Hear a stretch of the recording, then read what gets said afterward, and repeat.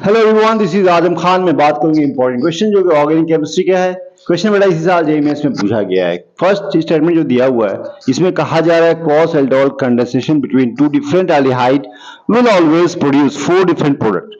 सही है नहीं है हम बात करेंगे। पहले सेकंड स्टेटमेंट को पढ़ेंगे।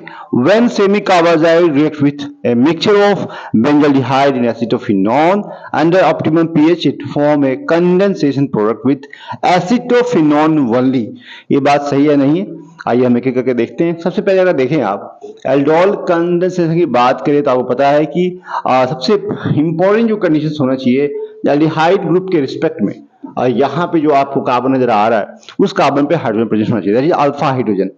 तो बेस के प्रेजेंस में क्या होगा, यहाँ पे एब्स्ट्रैक्शन होगा और यहाँ पे आपको यूनिट आयन का फॉर्मेशन होगा और ये यूनिट आयन रिएक्ट करेगा हाइड्रोजन न्यूक्लियोफाइल, दूसरे पे रिएक्ट करेगा और यहाँ पे आपको एडिशन रिएक्शन मिलेगा जिसको फाइनली हम एल्डोल कंडेंसेशन प्रोडक्ट बोलते हैं। ओके, लेकिन अगर आपने देखे दोनों के बीच में रिएक्शन होगा और सिर्फ सिंगल प्रोडक्ट बनेगा क्योंकि दोनों सेम है, लेकिन दो डिफरेंट अगर हो जाते हैं उस कंडीशन में बेटा प्रोडक्ट आपका मिक्सचर ऑफ प्रोडक्ट जिसको हम क्रॉस एल्डोल कंडेंसेशन बोलते हैं। यहाँ पे एल्डिहाइड के अल्फा कार्बन पे 3 हाइड्रोजन है, यहाँ पे 2 हाइड्रोजन है और दोनों डिफरेंट एल्डिहाइड है, इनके बीच में रिएक्शन होगी। पहले सेल्फ कंडेंसेशन होगा, एक इसके बीच में होगा एक इसके बीच में, आपस में एक करेंगे, 2 प्रोडक्ट बनेगा। फिर ये दोनों आपस में एक करेंगे, एक बार इसके ऊपर एक बार इसके ऊपर, तो यहाँ पे कुल 4 प्रोडक्ट बनेंगे। तो बिल्कुल सही है, लेकिन हमेशा ऐसा नहीं होगा। एल्डिहाइड अगर देखें यहाँ पे भी एल्डिहाइड है लेकिन यहाँ पे अल्फा हाइड्रोजन नहीं है, दैट मींस यहाँ पे सेल्फ कंडेंसेशन नहीं होगा, तो प्रोडक्ट जो बनेगा इनके बीच में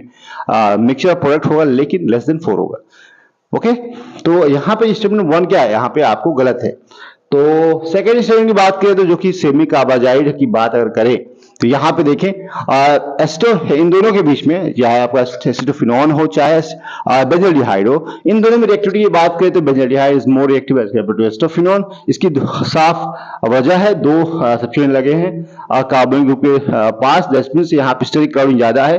कार्बन की इलेक्ट्रोफिलिसिटी भी यहाँ पे क्या है, कम है। यहाँ पे कार्बन पे पॉजिटिव चार्ज कम है, यहाँ पे ज्यादा है। सो यहाँ पे आप देखिए सेमी जो कार्बाजाइड है जो कि अटैक इस पे करेगा न कि इस पे करेगा। सो ये पार्ट इसके साथ नहीं जुड़ेगा, ये वाला इसके साथ जुड़ेगा।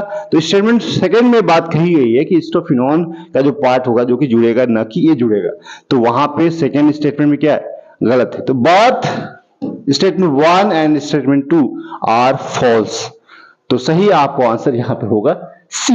आई होप आपने इस प्रॉब्लम को समझ लिया होगा। इसी तरह की प्रॉब्लम को देखने समझने और अपनी तैयारी को मजबूत बनाने के लिए आप मुझे सब्सक्राइब कर सकते हैं। Thank you.